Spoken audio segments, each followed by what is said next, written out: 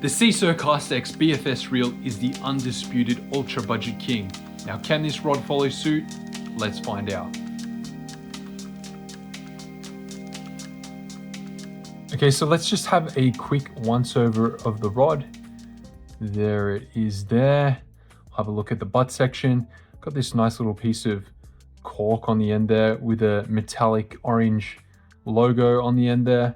A nice fighting butt, good comfortable size, which I like to see.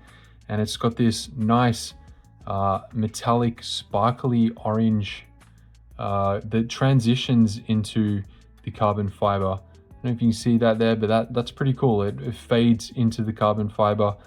And you know, if you spin it around, the fade is all even.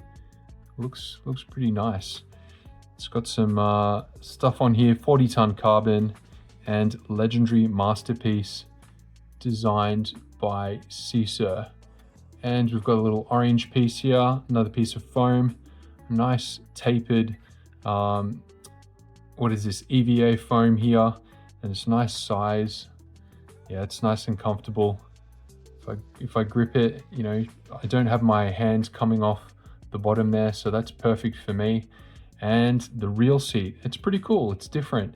It's, you know, it's got that little Seasir logo there, which is cool.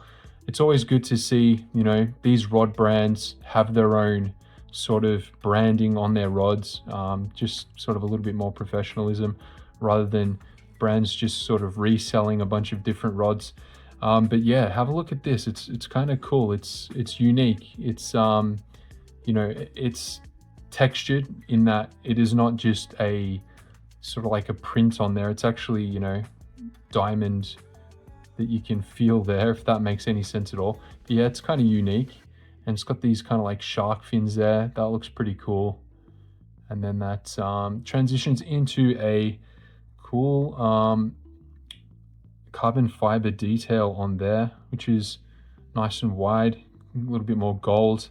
Then we've got that orange again, Cast X logo, and here we've got length 1.8 ml, lure 7 to 15 grams, and line 6 to 12 pounds. And got this Seasir kind of logo here.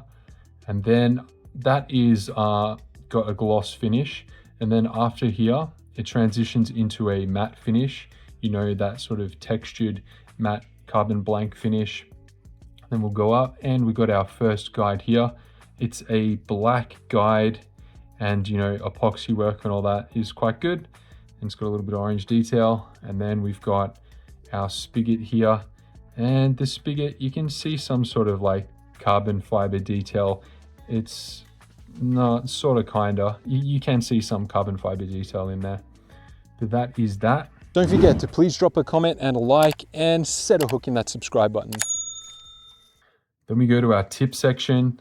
Again, these black guides, they're not super small. They're a good size for a, you know, medium light rod and up, definitely, because you're going to have, you know, bigger leaders on there. So you don't want your guides to be too small. You know, you might be running 20-pound leader on something like this, and especially the heavier versions. But yeah, we've got our second, third, fourth, fifth, sixth, seventh, eighth, and tip. So 9 guides in total. And that is the same for all of the casting models. And yeah, it looks nice. It's, you know, all of the guides are black, the inserts are black, the guide wrapping is all black. It looks pretty sleek, and the spacing seems quite good as well. And you may notice that these guides are kind of slanted, which is good. I mean, I believe that sort of aids in casting performance. Sort of like we've got these ones here are a little flatter, and then it transitions into the tip guides are kind of angled. So I guess maybe that makes sense with the bending of the tip section. Anyway, let's hit the water and I'll give you some first impressions on the rod.